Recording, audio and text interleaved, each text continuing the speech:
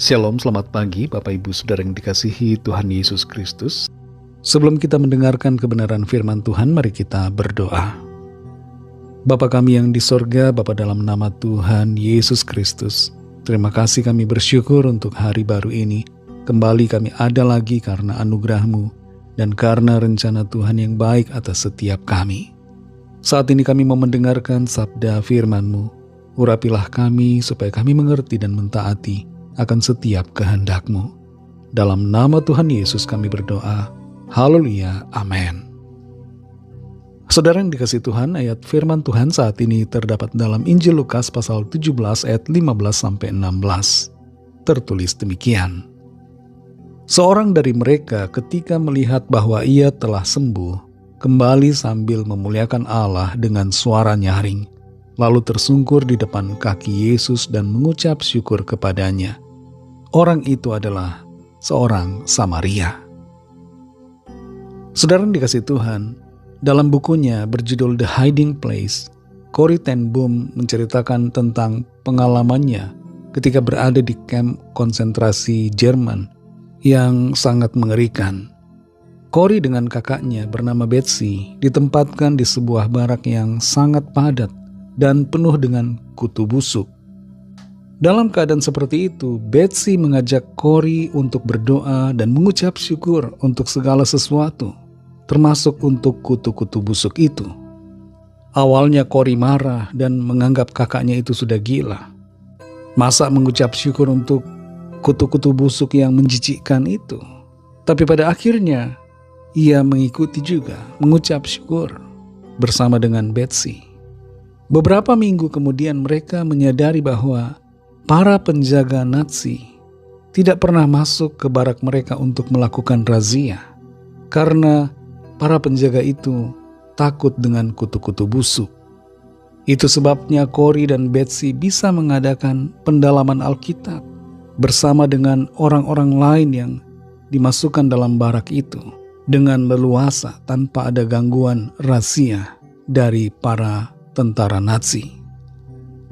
Saudara yang dikasihi Tuhan, mungkin sulit untuk mengucap syukur atas hal-hal yang kelihatannya tidak baik, tapi Tuhan mau kita mengucap syukur.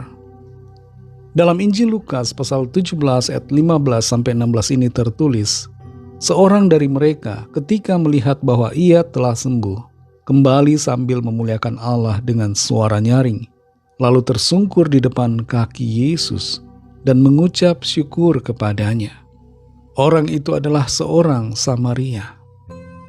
Tadinya ada 10 orang kusta yang meminta untuk disembuhkan oleh Tuhan Yesus. Dan semua yang sakit itu disembuhkan Tuhan dengan cara yang unik dan luar biasa. Tapi setelah mereka sembuh, ternyata hanya ada 1 orang yang kembali kepada Tuhan Yesus untuk mengucap syukur. Dan uniknya lagi di sini adalah orang itu adalah seorang Samaria. 9 orang lainnya adalah orang-orang Yahudi yang seharusnya tahu untuk mengucap syukur. Tapi ternyata pada kenyataannya mereka semua melupakan Tuhan Yesus dan mereka pergi begitu saja, tidak kembali untuk mengucap syukur. Sementara orang Samaria ini yang seringkali dianggap sebagai orang kafir oleh orang-orang Yahudi pada waktu itu, seringkali dianggap sebagai orang-orang fasik, dianggap tidak mengenal Tuhan, dipandang sebagai orang-orang yang tidak layak di hadapan Tuhan, ternyata tahu mengucap syukur.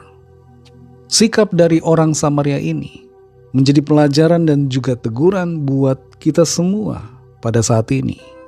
Apakah kita mengingat untuk mengucap syukur kepada Tuhan, atau kita melupakan semua kebaikan Tuhan dan lebih fokus kepada hal-hal yang menjadi fokus perhatian kita selain Tuhan?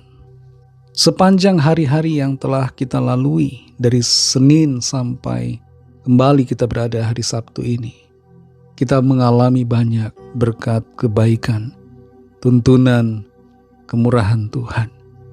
Adakah kita sudah mengucap syukur kepada Tuhan? Ataukah pada saat ini kita lebih mengingat kepada persoalan-persoalan yang kita alami, dan itu membuat kita tidak mengucap syukur. Kita bahkan ngomel kepada Tuhan, merasa Tuhan tidak adil, merasa Tuhan tidak memperhatikan kita, merasa bahwa Tuhan lebih memperhatikan orang lain daripada kita. Apakah kita mengeluh dengan situasi yang ada dan lupa untuk mengucap syukur kepada Tuhan? Atau bukan lupa, tapi tidak mau mengucap syukur kepadanya? Saat ini firman Tuhan mengajar kita, mengetuk pintu hati kita untuk kita mengingat akan kebaikan Tuhan dan mengucap syukur kepadanya. Karena semua perbuatan-perbuatan Tuhan yang telah Tuhan kerjakan atas kita sepanjang hari-hari yang sudah kita lalui. Ingatlah untuk selalu bersyukur kepada Tuhan. Tuhan itu baik, Tuhan mengasihi kita, dan Tuhan punya rencana yang indah atas saudara dan saya.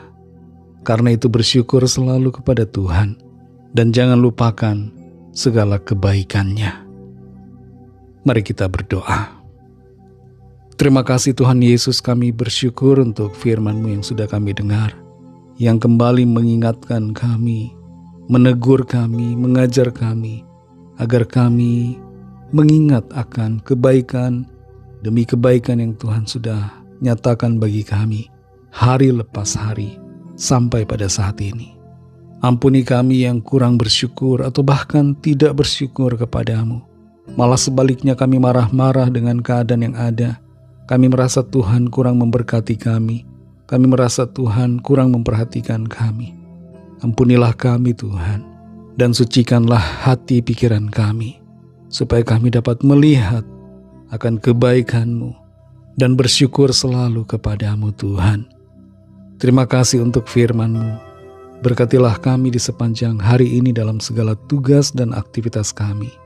Pimpin dan sertai kami, agar kami berhasil dan berkemenangan di dalam segala perkara. Kami berdoa bagi yang sedang dalam pergumulan, sakit penyakit, masalah keuangan, masalah pekerjaan, masalah rumah tangga, dan berbagai situasi sulit lainnya yang sedang tertimpa bencana alam, yang sedang mengalami kerugian, usaha yang sedang macet, dan sebagainya. Lawatlah ya Tuhan, dan nyatakan kuasa pertolongan, mujizat, kesembuhan, jalan keluar yang ajaib bagi setiap kami. Kami percaya pertolongan-Mu Tuhan dinyatakan dan kami alami secara pribadi. Kami serahkan semua ke dalam tangan kasih-Mu. Dalam nama-Mu yang kudus, nama Tuhan Yesus Kristus, kami sudah berdoa dan mengucap syukur. Haleluya. Amin.